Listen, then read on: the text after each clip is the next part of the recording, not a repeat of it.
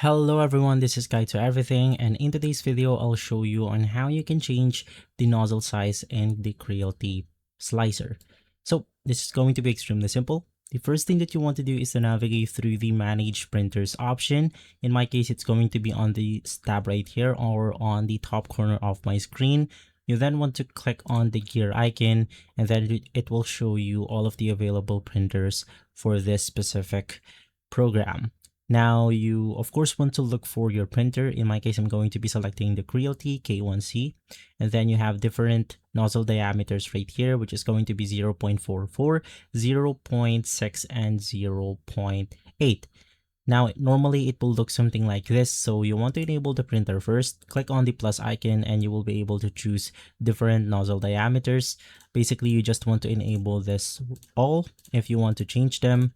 And then you can click on confirm. And the way to change this or to apply the effect, you want to navigate back to the printer category, and a new window will appear on which you can see the model itself. And right beside that, you then have the nozzle diameter. So let's select something like the Creality K1 SC 0.8 nozzle. So from there, you have successfully changed the nozzle diameter in your Creality Slicer. If this video has been helpful, leave a like, subscribe, and follow Guide to Everything for more videos like this. Thanks for watching.